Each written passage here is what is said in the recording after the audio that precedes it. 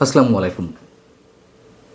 সূর্য পূর্ব দিকে ওঠে, পশ্চিম দিকে অস্ত যায়। পৃথিবীতে এমন চিরন্তন সত্য সম্ভবত অনেক কম, এবং সেই কম সত্যগুলোর মধ্যে আরেকটি চরম সত্য হচ্ছে এই দেশে, এই বাংলাদেশে সরকারের বিরুদ্ধে কেউ সমালোচনা করলে তাকে আটক করতে হবে, জেলে পাঠাতে হবে, তার উপরে জুলুম নির্যাতন নেমে আসবে। এটাও একটা চরম সত্য, এবং এই সত্যটা সম্ভবত ডক্টর ইউনূস সরকারের ক্ষেত্রে আরও বেশি প্রযোজ্য। সিনিয়র সাংবাদিক আনিস আলমগীরকে রাজধানীর উত্তরা পশ্চিম থানায় সন্ত্রাস বিরোধী একটা মামলায় আটক দেখানো হয়েছে, এবং তার বিরুদ্ধে 7 দিনের রিমান্ড আবেদন করেছে পুলিশ। আপনারা নিশ্চয়ই এর মধ্যে সবাই জেনে গেছেন বিষয়টি। তাকে তো শনিবার সন্ধ্যায় আটক করা হলো, তাই না? এবং 19 ঘন্টা পর, ডিবি কার্যালয়ে রাখার 19 ঘন্টা পর আদালতে তোলা হলো। যথারীতি তার হাতে হাত করা ছিল, হেলমেট পরানো ছিল, বুলেট প্রুফ ভেস্ট পরানো ছিল, যেমনটা আমাকেও পরানো হয়েছিল গত 28শে আগস্ট যখন আমাকে আটক করা হয়েছিল। আমার সাথে আরও অনেককে, অধ্যাপক, মুক্তিযোদ্ধা,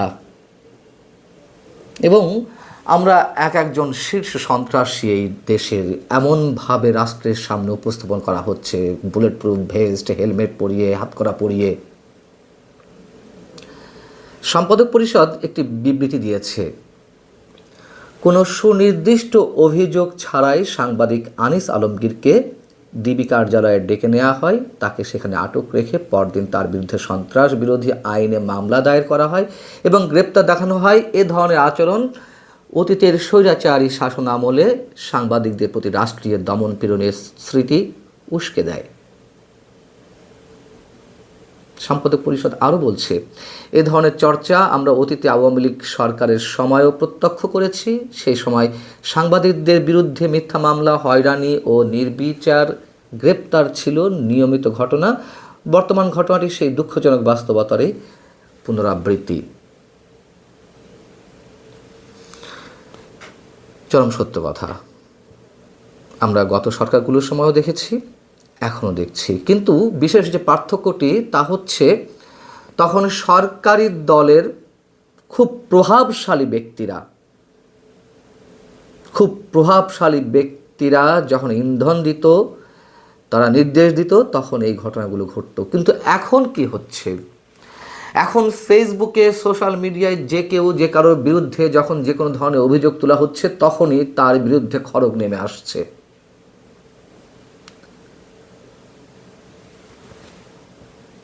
সাংবাদিক আনিস আলমগীরকে রাজধানীর উত্তরা পশ্চিম থানায় যে মামলাটি দেখানো হয়েছে, সেই মামলা করেছেন জুলাই রেভলিউশনারি অ্যালায়েন্স নামের একটি সংগঠনের কেন্দ্রীয় সংগঠক। রাত 2টার সময়, শনিবার রাত 2টার সময় মামলাটি করা হয়। আমাদের ক্ষেত্রেও তাই হয়েছিল। রাত 1টার সময় মামলা করা হয়। দুপুর 12টার সময়, 12:30টার সময় আমাদেরকে নিয়ে যাওয়া হয়েছিল 28শে আগস্ট মঞ্চ 71-এর অনুষ্ঠান থেকে। মানে এই যে দীর্ঘ সময়টি, খুব বোঝা যায় সহজে যে কোন প্রক্রিয়ায় মামলা করা হবে, কী ধরনের ধারা দেয়া হবে, কোন ধরনের মামলা দিলে সহজে বের হতে পারবে না। নানান ধরনের হিসাব নিকাশ সরকারের শীর্ষ মহল থেকে শুরু করে একেবারে পুলিশ প্রশাসনের নিচের স্তর পর্যন্ত নানান ধরনের আলাপ আলোচনা চলে, তারপরে এগুলো করা হয়। পুলিশ সাংবাদিক আনিস আলমগীরের বিরুদ্ধে 7 দিনের রিমান্ড আবেদন যে চেয়েছে, তার বিবরণীতে বা সেই বক্তব্যে কী উল্লেখ করা হয়েছে যে আনিস আলমগীর 1 মাস আগে একটি টেলিভিশন টক শোতে মন্তব্য করেন, আওয়ামী লীগের অপ্রকাশিত নেতারা সরকারকে কাঁপুনি ধরিয়ে দিয়েছে, মন্তব্য করেন। খেয়াল করুন। আবার ওই মামলায় আরও 4 জন আসামি রয়েছেন, তার মধ্যে অন্যতম অভিনেত্রী মেহর আফরোজ শাওন। তিনি নাকি তার ফেসবুক পেজে লিখেছেন, শেখ হাসিনার যে গহনা উদ্ধার করা হয়েছিল একটি ব্যাংকের লকার থেকে, সেটিকে কটাক্ষ করে সরকার বিরোধী পোস্ট দিয়েছেন। খেয়াল করুন আবারও মন্তব্যগুলো। আবার 4 নম্বর আসামি ইমতিয়াজ তার ফেসবুক আইডি থেকে পোস্ট করেছেন, এটাই সায়েন্স। আচ্ছা, বৈষম্য বিরোধী মানে মামলার বিবরণীতে যেটি বলা হয়েছে যে বৈষম্য বিরোধী ছাত্র আন্দোলনের ফলে ফ্যাসিস্ট শেখ হাসিনা দেশ ত্যাগ করে, কিন্তু তার অনুসারীরা দেশের মধ্যে বিভিন্ন কৌশলে ঘাপটি মেরে অবস্থান করে দেশকে অস্থিতিশীল এবং রাষ্ট্রের অবকাঠামো ধ্বংস করার লক্ষ্যে রাষ্ট্রবিরোধী অপরাধ সংগঠনের ষড়যন্ত্র করে আসছে। তাহলে আমরা কি বুঝলাম? কিছু মন্তব্য করেছে, হ্যাঁ, এই মন্তব্যের কারণে সন্ত্রাস বিরোধী আইনে মামলা দেওয়া হয়েছে, আর রাষ্ট্রের বিরুদ্ধে ষড়যন্ত্র করছিল, রাষ্ট্রের অবকাঠামো ধ্বংস করার লক্ষ্যে রাষ্ট্রবিরোধী অপরাধ সংগঠনের ষড়যন্ত্র করে আসছিল। অথচ এই যে সন্ত্রাস বিরোধী আইন, এই আইনের ধারায় কি বলা আছে, এর আগেও আমার নিজের ক্ষেত্রে আপনাদেরকে জানিয়েছি যে যারা রাষ্ট্রের সম্পদ ধ্বংস করেছে এবং রাষ্ট্রের অবকাঠামো ভয়ঙ্করভাবে হামলার শিকার হয়েছে, এই ধরনের শব্দ লেখা আছে সেখানে, তাদেরকে এই মামলার আসামি করা হয়। সাংবাদিক আনিস আলমগীর রাষ্ট্রের কোন সম্পদকে ধ্বংস করেছেন? আর এই যে মন্তব্য করা, সরকারের সমালোচনা করা, এতেই তিনি সন্ত্রাসী হয়ে যাবেন? ডক্টর ইউনূস সরকার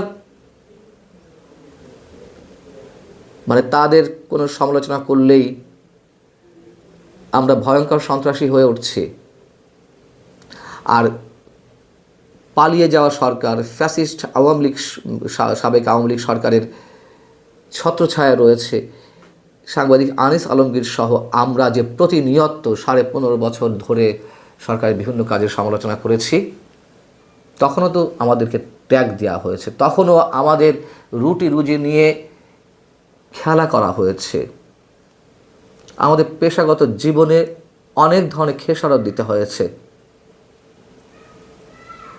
তাহলে সেই সরকারের ছত্রছায়া, মানে সেই আওয়ামী লীগের ছত্রছায়া আমরা থাকি কিভাবে?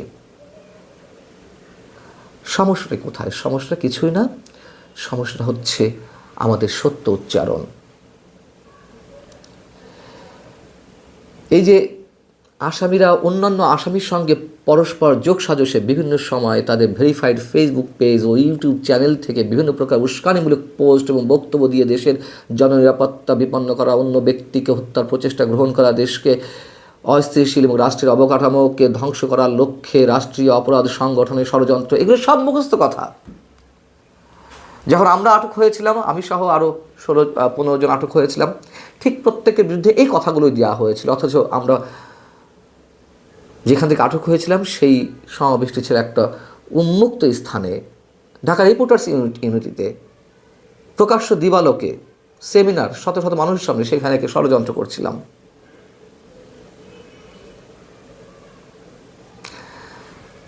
কোটা বিরোধী আন্দোলনে তো আমরাও সমর্থন দিয়েছিলাম না? অনেক লোক, লাখো কোটি মানুষ সমর্থন দিয়েছিল, কিন্তু আমরা যারা সমর্থন দিয়েছিলাম তারা আবার 5 আগস্টের পর পরে এই সরকারের সমালোচনা করছি, ডক্টর ইউনূস সরকারের। কেন করছি? আওয়ামী লীগ সরকারের সমালোচনা করেই তো কোটা বিরোধী আন্দোলনের সমর্থন দিয়েছিলেন। তার অসংখ্য অসংখ্য উদাহরণ রয়েছে, প্রমাণ রয়েছে। এখন আবার এই সরকারের সমর্থন করছি কেন? সমালোচনা করছি। সমালোচনা করাই সাংবাদিকের কাজ, সরকারের ভুল ত্রুটি ধরিয়ে দেওয়াই সাংবাদিকের কাজ। আমরা রয়ের এজেন্ট, আমরা অমুকের এজেন্ট, তমুকের এজেন্ট, এক এক সরকার এক এক সময় এক এক ধরনের কথাবার্তা বলে। আবারও সে পুরনো কথাটি বলি, আমরা যদি টাকার কাছে বিক্রি হয়েই থাকি তাহলে তো সরকারের কাছে বিক্রি হবে, চলমান সরকারের কাছে। সেখান থেকে তো হালুয়া রুটির উচ্ছিষ্ট ভোগ করা অনেক বেশি সহজ এবং পরিমাণে অনেক বেশি পাওয়া যায়। বিরোধী দল আর কয় টাকা দেয়? আমরা এই সরকারের সমালোচনা করছি এই কারণেই। ডক্টর ইউনূস সাহেব নিজেই বলেছেন যে 24 5 আগস্টের আন্দোলন বা অভ্যুত্থান, তার পিছনে একটা ম্যাটিকুলাস ডিজাইন ছিল। আমরাও সেই ম্যাটিকুলাস ডিজাইনটা খুঁজে দেখার চেষ্টা করছি এবং সেইগুলো নিয়েই প্রশ্ন উঠছে নির্বাচন নিয়ে। নির্বাচন কতটা সুষ্ঠু, অবাধ, অংশগ্রহণমূলক হবে, এগুলো বলা সাংবাদিকদের জন্য অপরাধ। এবং আগের সরকারের সময় যা চলেছে এখনও তাই চলছে। মামলা কেউ করতে গেলেই মামলা রুজু হয় কি না সে প্রশ্ন তো অনেক পুরানো। তদন্ত ছাড়াই মামলা হয় কিভাবে, তদন্ত ছাড়াই আটক হয় কিভাবে, অথচ এখানে আমাদেরকে কি করা হচ্ছে, আগে আটক করা হচ্ছে, তারপরে মামলা দেওয়া হচ্ছে। আওয়ামী লীগ তো একটা দলীয় সরকার ছিল, এই সরকার তো নির্দলীয় সরকার। আওয়ামী লীগ ফ্যাসিবাদ ছিল, স্বৈরাচার ছিল, তাই তো দাবি করা হচ্ছে। তো আওয়ামী লীগ ক্ষমতাকে কাজে লাগিয়ে, ক্ষমতার অপব্যবহার করে স্বৈরতান্ত্রিক পথে ফ্যাসিবাদী আচরণ করছিল। এই সরকার কি তাহলে একই কাজ করছে? যদি তাই হয়ে থাকে, আওয়ামী লীগের পতনের বিষয়টি নিশ্চয় তাদের মনে আছে। সব কিছু ভুলে গেলে তো চলবে না। আল্লাহ হাফিজ, ভালো থাকুন সবাই।